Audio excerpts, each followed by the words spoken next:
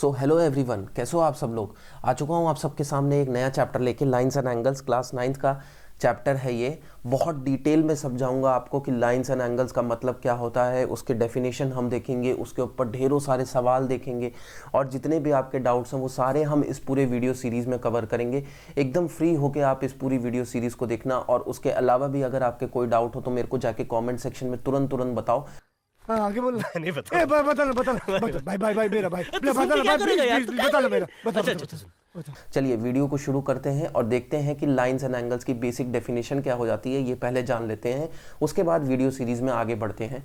जैसा कि आप सब लोग देख सकते हैं कि बेसिक टर्म्स एंड डेफिनेशन मैंने यहाँ लिख रखी है। तो सबसे पहले हम डेफिनेशन कवर करेंगे लाइन सेगमेंट की। ओके, जैसा कि आपकी लाइन जो होती है, आप मान लो कि लाइन जो होती है वो आपकी दोनों पॉइंट से, जैसे ये पॉइंट हुआ और ये पॉइंट हुआ, इन दोनों पॉइंट से ये आपकी इन्फिनाइट टाइम्स बढ़ सकती है। इसीलिए देखो मैंने एरो लगाया है कि ये इस डायरेक्शन में भी बढ़ सकती है और इस डायरेक्शन में भी ऑपोजिट एंड्स में बढ़ सकती है। तो इसको आप कहते हो लाइन, इसको हम क्या कहते हैं, लाइन। अब जब इसी लाइन को आप रोक देते हो, इसी लाइन के पास दो एंड पॉइंट लगा देते हो, तो वो आपका एक लाइन सेगमेंट बन जाता है। जैसे कि आप यहाँ पे एग्जांपल देख सकते हो कि ये पूरी एक लाइन थी, एरो लगा के लाइन है, और मैंने इसको रोक दिया है, ए और बी पे रोक दिया।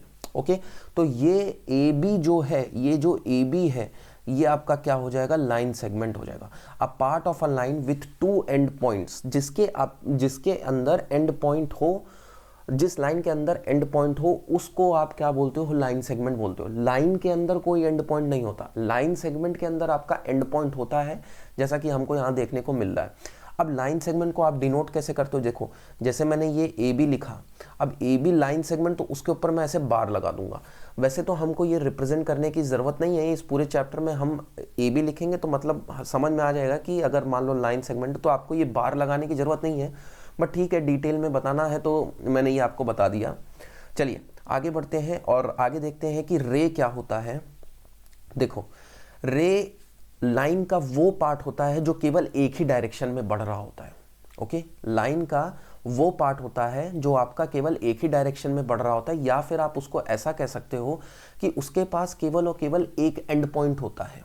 तो देखो, a part of line with one and point is called a रे। जैसे देखो, ये जो ए है ये आपका एक एंड पॉइंट है और ये इस डायरेक्शन में बढ़ती चली जा रही है लाइन, ये इस डायरेक्शन में बढ़ती चली आ रही है, तो इसको आप रे कहते हो। तो समझ में आया कि बेसिक लाइन सेगमेंट, लाइन और रे में क्या डिफरेंस होता है। लाइन आपकी इन्फिनाइट कितनी भी बढ़ सकती है, जब आपने उस लाइन को रोक दिया दो एंड पॉइंट्स पे, तो वो लाइन सेगमेंट कहलाई। और रे हो गई सिंपल कि आपका एक एंड पॉइंट हो और वो एक साइड से बढ़ती चली जाए, तो उसको हम कहते हैं क्या, रे कहते हैं। चलिए आगे बढ़ते हैं और आगे देखते हैं collinear points and non collinear points क्या होता है। देखो, जैसे कि हमारे पास ये एक लाइन है, ये आपको पूरी एक लाइन देखने को मिल रही है, और इसी लाइन पे आपका पी पॉइंट, क्यू पॉइंट और आर पॉइंट आ रहा है। इसी लाइन पे आ रहा है आपका, तीनों पॉइंट इसी लाइन पे आ रहे हैं। तो जब आपका एक लाइन पे तीनों पॉइंट लाए करते हैं, अब वो तीनों नहीं, उससे ज़्यादा भी हो सकते हैं, ठीक है। तो जब एक लाइन पे आपके सारे पॉइंट लाए करते हैं, तो उन पॉइंट्स को हम क्या बोलते हैं, कोलिनियर पॉइंट्स बोलते हैं। और इसी का अपोजिट क्या हो जाएगा, जैसे मान लो मैंने एक लाइन बनाई और इस लाइन पे, ये लाइन हो गई, इस लाइन पे एक पॉइंट इधर है, एक पॉइंट मान लो इधर है, एक पॉइंट इधर है।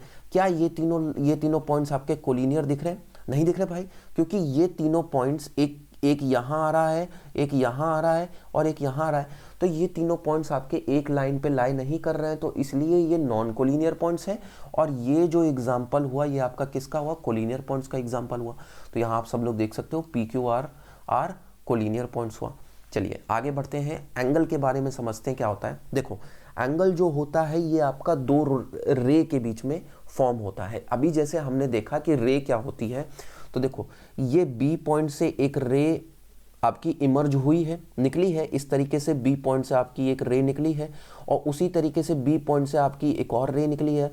अब इन दोनों रेस के बीच में जो आपका ये चीज़ बन रहा है, इन दोनों रेस के बीच में जो आपकी ये चीज़ बन रही है, इसको हम क्या बोलते हैं, एक एंगल बोलते हैं, ठीक है। An angle is formed when two ray originate from the same end point. Okay, समझ में आया बेसिक डिफरेंस क्या हुआ, कि जब दो रे आपकी सेम एंड पॉइंट से ओरिजिनेट होती हैं, तो जो चीज़ बनती है हम उसको क्या बोलते हैं, एंगल बोलते हैं। तो जैसे ही मैंने यहाँ लिख रखा है, अब देखो ये जो बी है, ये जो बी एंगल किस पे आ रहा है, बी पे आ रहा है ना, तो वो आप हमेशा बीच में रखोगे। वो आप कहाँ रखोगे, बीच में रखोगे। अब उसकी शुरुआत किसी भी तरीके से कर सकते हो। मान लो मैं उसको सी बी ए लिख सकता हूँ, एंगल लगाने के लिए मैं ऐसे साइन लगाता हूँ, या फिर मैं उसको ऐसे भी लिख सकता हूँ ए बी सी। देखो यहाँ ए बी सी लिखा है और सी बी ए, इन दोनों का मतलब एक ही हुआ, एंगल बी ही हुआ। ओके, तो जब मैं एंगल की बात करूंगा तो वो एंगल जो होगा वो हमेशा मेरा बीच में आएगा। ओके, उसके पहले क्या आ रहा है और उसके बाद में क्या आ रहा है, ये आपका मैटर नहीं करता। अच्छा, ठीक है, ठीक है। यहां तक बात समझ में आई? आपका जो एंगल की बात हो रही होगी उसको आप हमेशा बीच में रखना, उसके पहले और उसके बाद में क्या, ये आपको मैटर नहीं करना चाहिए। चलिए आगे बढ़ते हैं और आगे देखते हैं कि हम एंगल्स को, अब एंगल्स की बात उठी है तो भाई उसको थोड़ा और डिस्कस कर लेते हैं। तो एंगल्स को हम कुछ टाइप्स में डिवाइड कर सकते हैं। तो जैसा कि आप सब लोग यहाँ देख सकते हैं, हमने एंगल को कितने टाइप्स में डिवाइड किया, acute angle, right angle, obtuse angle और साथ ही साथ में स्ट्रेट एंगल और रिफ्लेक्स एंगल। ये सारे एंगल्स में हमने डिवाइड किया है।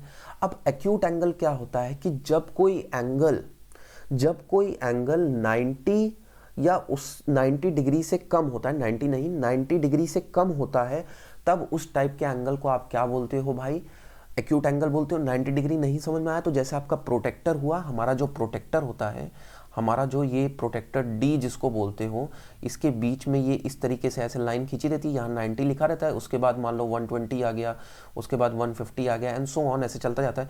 तो अगर जो आपका एंगल है वो इस इतने रीजन में ही आ रहा है, मतलब ऐसे आ रहा है, ऐसे आ रहा है, ऐसे आ रहा है, ये एंगल इसी के बीच में अगर आ रहा है तो उस एंगल को आप एक्यूट एंगल बोलोगे, क्योंकि अभी तक वो 90 डिग्री से कम है।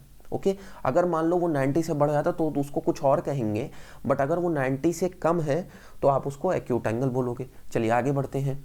राइट एंगल क्या होता है कि जब कोई एंगल एग्जैक्ट 90 होता है, जैसे आप यहाँ देख सकते हो y जो है आपका, ये जो y एंगल है हमारा, ये एग्जैक्ट 90, तो प्रोटेक्टर पे आप नापोगे तो वो आपको एकदम एग्जैक्ट 90 डिग्री देगा। तो उसका एक स्पेशल नाम दे दिया गया है, क्या बोला गया है उसको, राइट एंगल बोला गया है। ओके, यहां तक बात समझ में आई? नेक्स्ट देखते हैं, नेक्स्ट कौन सा एंगल है आपका। सो नेक्स्ट एंगल है आपका ऑब्ट्यूस एंगल। ऑब्ट्यूस एंगल में क्या होता है कि जो आपका एंगल होता है वो आपका 90 डिग्री से बड़ा होना चाहिए, which is more than 90 degree, but उसी के साथ साथ आपका लेस देन 180 भी होना चाहिए। ओके, तो 180 कहां तक आपका आता है, प्रोटेक्टर। आप फिर से अगर आप प्रोटेक्टर देखो, यहाँ 0 डिग्री होता है, बीच में आपका 90 डिग्री हो जाता है और यहाँ पे आपका 180 डिग्री हो जाता है ना। तो वो जो एंगल हुआ वो 90 से बड़ा होना चाहिए, मतलब इससे यहाँ से आगे आना चाहिए, बट इसके 180 के बाद नहीं जाना चाहिए। ओके, तो ये जो पूरा एंगल बना यहाँ से लेके यहाँ तक, अब देखो ये एक रे हो गई और मान लो मैंने इधर एक रे बना दी, इन दोनों रे के बीच में ही तो ये एंगल बन रहा है ना। तो इस एंगल को आप क्या कहोगे भाई, ऑब्ट्यूस एंगल कहोगे। ठीक है, इस एंगल को हम क्या बोलेंगे, ऑब्ट्यूस एंगल बोलेंगे, जो कि आपका 90 से बड़ा है बट 180 से छोटा है। चलिए आगे बढ़ते हैं और स्ट्रेट एंगल जानते हैं कि स्ट्रेट एंगल क्या होता है। जैसा कि हमने अभी पिछले टॉपिक में देखा कि राइट एंगल क्या होता है कि जब आपका एंगल की वैल्यू एग्जैक्ट 90 हो जाती है तब हम उसको क्या बोलते हैं, राइट एंगल बोलते हैं। उसी तरीके से अगर मान लो आपके एंगल की वैल्यू क्या हो गई, 180 हो गई, तो हम उसको क्या बोलेंगे भाई, स्ट्रेट एंगल बोलेंगे। ठीक है, यहाँ पर भी हमने उस एंगल का एक स्पेशल नाम दे दिया जिसको हमने क्या बोला भाई, स्ट्रेट एंगल बोला। ओके, यहाँ तक बात समझ में आ गई? चलिए आगे बढ़ते हैं और लास्ट टाइप का एंगल देखते हैं जिसको हम क्या बोलते हैं, रिफ्लेक्स एंगल। तो हमने बात कर ली 90 से छोटे की बात कर ली, 90 की बात कर ली, 90 और 180 की बात कर ली, उनके बीच में जो एंगल आता है, और फिर 180 की बात कर ली। बट 180 के बाद भी तो एंगल हुआ ना, 180 से लेके 360 तक भी एंगल हुआ। तो उस एंगल, मतलब जो एंगल 180 से लेके 360 के बीच में लाई करता है, मतलब 180 से बड़ा बट फिर से वही 360 से छोटा, तो उस टाइप के एंगल को हम क्या बोलते हैं भाई, रिफ्लेक्स एंगल बोलते हैं। जैसा कि आप सब लोग यहाँ देख सकते हो कि एक रे ये हो गई जो आपकी इधर से ओरिजिनेट की है और एक रे ये हो गई, तो इन दोनों के बीच में ये वाला जो एंगल बन रहा है आपका, ये वाला जो एंगल बन रहा है, अब देखो ये 180 से बड़ा हुआ है ना, ये 180 कहाँ होगा आपका, 180 इस तरफ ऐसे 180 होगा, तो ये 180 से पूरा आपका बड़ा हुआ, यहाँ तक जा रहा है तो 180 से बड़ा हुआ ये। तो ये इस टाइप के एंगल को आप क्या बोलते हो? सिंपल रिफ्लेक्स एंगल बोलते हो। चलिए यहाँ तक बात सबको समझ में आ गई। तो बेसिक डेफिनेशन हमने सारी कवर कर ली कि क्या किस टाइप के एंगल होते हैं और साथ ही साथ स्ट्रेट एंगल क्या होता है, ये सारी चीज़ें हमने कवर कर ली है। आगे बढ़ते हैं और आगे देखते हैं कि आगे क्या आ रहा है। अब देखते हैं हम कि कॉम्प्लीमेंट्री एंगल क्या होता है, सप्लीमेंट्री एंगल क्या होता है, एडजेसेंट एंगल क्या होते हैं, और उसके बाद हम देखेंगे कि वर्टिकली ऑपोजिट एंगल्स क्या होते हैं। चलिए, कॉम्प्लीमेंट्री एंगल होता है कि जब दो एंगलों का सम, ओके, जैसे मान लो मैंने एक एंगल ए ले लिया और उसी तरीके से एक एंगल बी ले लिया।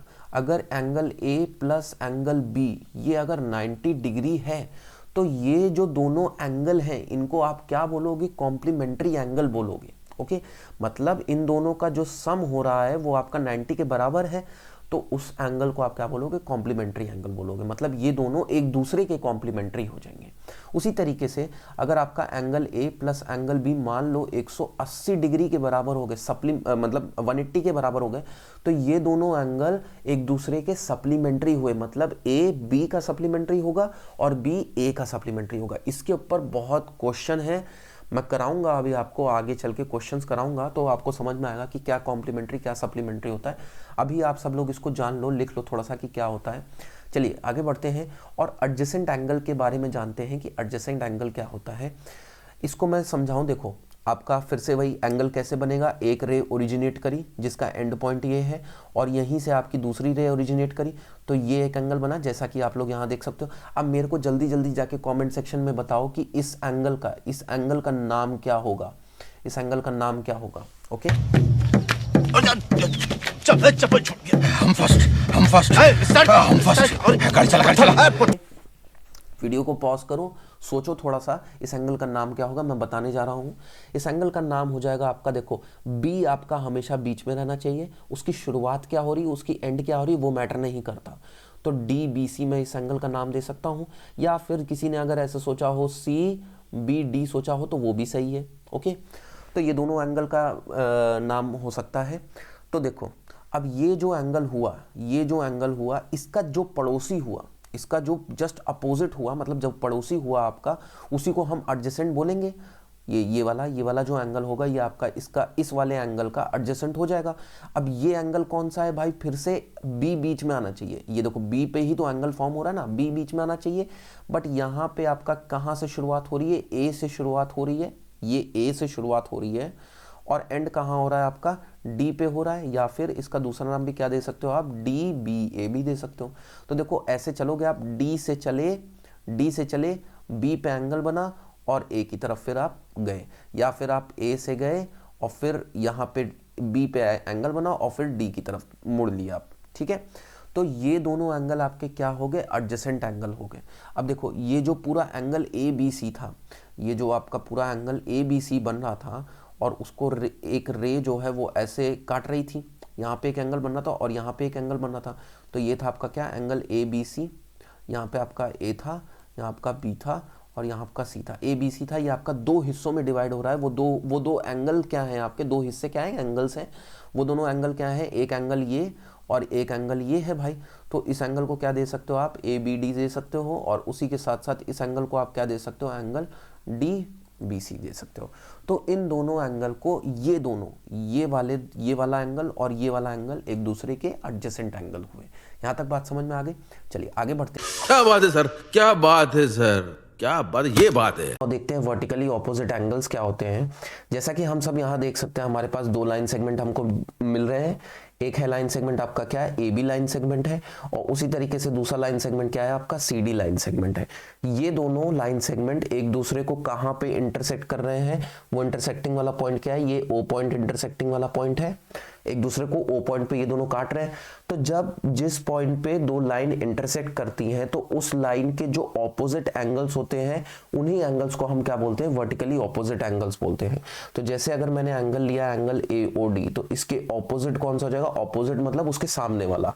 तो ये कौन सा हो जाएगा? एंगल बी ओ सी। बी ओ सी ये एंगल सामने वाला हो गया।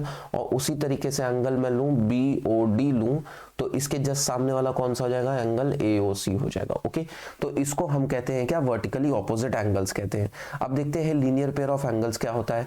लीनियर पेयर ऑफ एंगल्स जो होता है ये हमेशा आपका एक लाइन पे फॉर्म होता है, जैसा कि हम देख सकते हैं लाइन या तो लाइन सेगमेंट, जैसा कि हम यहाँ देख सकते हैं कि AB एक लाइन सेगमेंट है और इस लाइन सेगमेंट पे एक रे आके आपकी इंटरसेक्ट कर रही है। वो इंटरसेक्टिंग वाला पॉइंट क्या है, फिर से O पॉइंट है।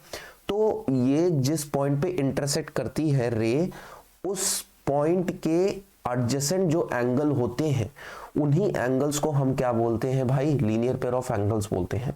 ओके, तो जिस पॉइंट पे ये इंटरसेक्ट किया वो पॉइंट क्या है, O है। अब इस पॉइंट के एडजेसेंट एंगल्स कौन से हो गए, एंगल AOC हो गया, और दूसरा एंगल आपको एक तो यही एंगल देखने को मिल रहा है और दूसरा एक ये एंगल देखने को मिल रहा है, तो दूसरा एंगल क्या हो गया, एंगल BOC हो गया। तो ये दोनों आपके क्या हो गए, लीनियर पेयर ऑफ एंगल्स हो गए।